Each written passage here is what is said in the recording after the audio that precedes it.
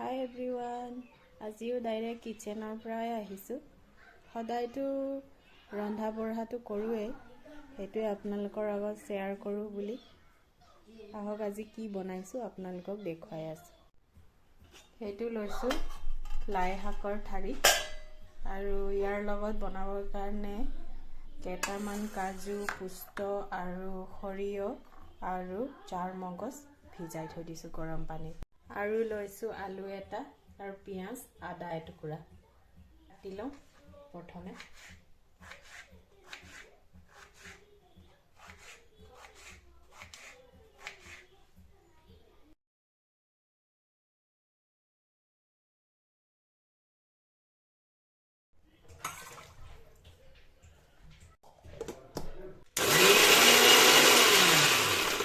তেল ঢালি দিছোঁ।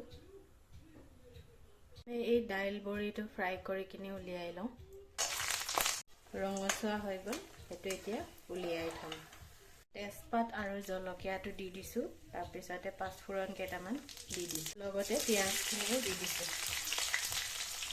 পিঁয়াজটো অলপ লৰাই লওঁ, ফ্ৰাই কৰি অলপ ৰঙচুৱা হোৱালৈকে ফ্ৰাই কৰিম। ভাজি হৈ গ'ল, এতিয়া ইয়াতে আদা, ৰচুন আৰু জালুকৰ গুড়ি অলপ খুন্দি থৈছিলোঁ, সেইখিনি দি দিছোঁ। এতিয়া বিলাহীটো দি দিছোঁ।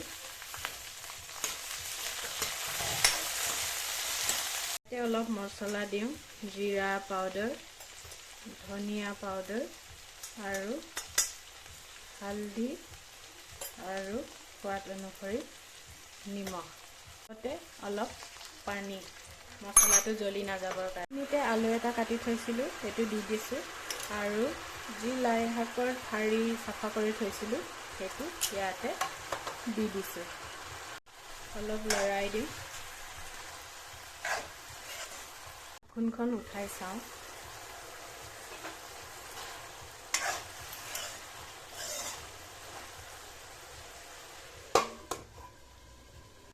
লৰাই চালোঁ। এতিয়া এই বনাই থোৱা পেষ্টখিনি ইয়াতে ঢালি দিওঁ। আৰু অলপ পানী ঢালি দিওঁ, গৰম পানী ঢালি দিছোঁ।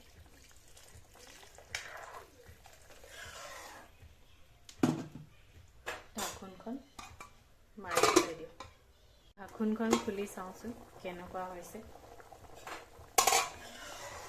চাওকচোন, বহুত ধুনীয়া হৈছে, একদম খাবলৈ বহুত টেষ্টি হ'ব যেন পাইছোঁ।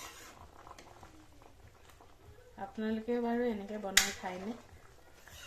বনাই খাই চাবচোন, বৰ ভাল লাগিব যেন পাইছোঁ। এইখিনিতে ভাজি থোৱা দাইলৰ বড়িটো দি দিছোঁ। দাইলৰ বড়িটো আপোনালোকে পেকেটতো কিনিবলৈ পাব বজাৰত।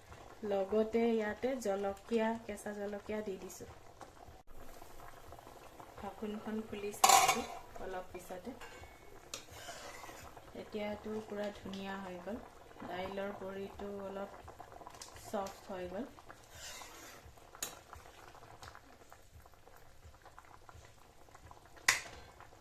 এতিয়া এইখিনিতে ধনিয়া পাত দি দিছোঁ।